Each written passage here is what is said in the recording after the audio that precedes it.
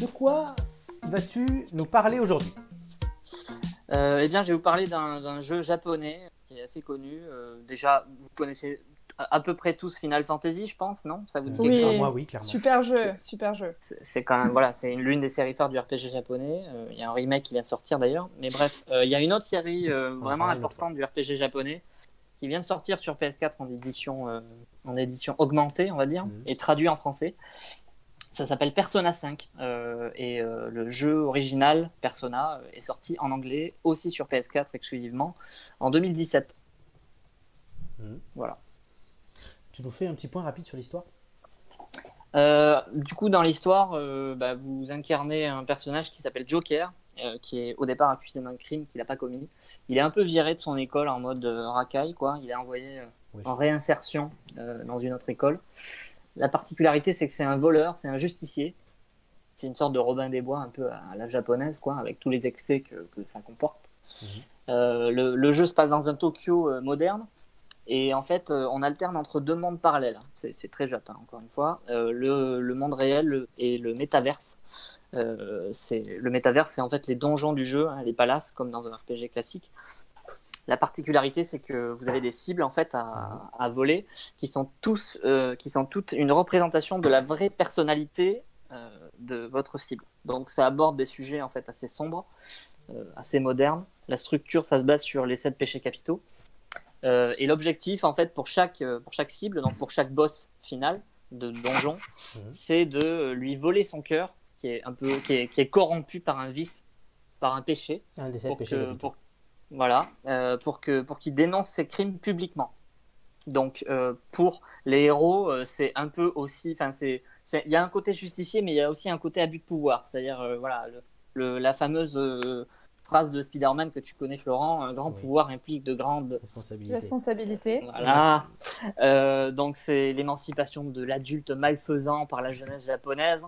Et c'est aussi un peu une réflexion sur le choc des générations, quoi. La différence entre la jeune génération qui veut s'émanciper et la vieille qui est un peu sur ses gardes, quoi. Et concrètement, dans ce jeu, on y fait quoi? Essentiellement, alors on fait beaucoup de combats. C'est un système de combat au tour par tour, comme dans les Final Fantasy, les vieux, quoi, les Final Fantasy classiques. Sinon, en dehors des combats, on mène un peu la vie d'un lycéen. On fait des rencontres avec des amis qui font aussi partie de notre bande de justiciers, du coup. Donc il y a une gestion des cours, des sorties. Au niveau du temps, c'est un peu comme Animal Crossing. Il y a un temps particulier, c'est-à-dire que c'est décompté en trimestres. Chaque jour, on a un nombre d'activités qui est un peu limité.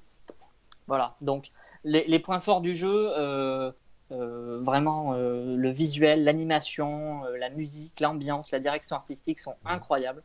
Ça a été salué assez unanimement par la presse et par les joueurs. Il y a un ton très adulte, hein, donc c'est vraiment pas un RPG pour les enfants, quoi. C'est vachement intéressant les thèmes qui sont abordés. Après, le seul petit problème, c'est que c'est quelque chose de très long, donc ça vous demandera beaucoup de temps pour le maîtriser et pour connaître toute l'histoire en entier. Et moi, pour la première partie, j'ai dû faire 50-60 heures, je crois. Ce qui est très long. Le côté un peu infiltration dans les palaces, c'est vraiment très très basique. Et puis, il y a un autre point négatif qui a été corrigé depuis, c'est que la version de base, qui était sortie en 2016 ou 2017, je crois, était en anglais. D'accord. Voilà, intégralement en anglais. Donc dans la version royale, la dernière version qui est sortie là, qui malheureusement est encore très chère, je crois que ça vaut 50 €, quoi. Toujours c'est il y a il y a des ajouts, il y a un personnage en plus, il y a un trimestre en plus, il y a un palace en plus, il y a un nouveau quartier explorable, et surtout le jeu est complètement en français. Ah, c'est mieux. Voilà. Donc pour ceux que ça intéresse éventuellement, les prix sont assez variables, ça varie entre à peu près une vingtaine d'euros et 50 € pour l'édition complète. C'est pour l'instant, malheureusement, Florent, une exclue PS4. La Switch a été évoquée, mais elle n'a pour l'instant jamais été confirmée. Mais j'ai la PS4 aussi. Oui, mais bon, pour les amoureux de la Switch qui n'auraient pas forcément une console PS4, on peut pas avoir toutes les consoles. Il y a eu des rumeurs, mais jamais été confirmé. D'accord. Merci Romain.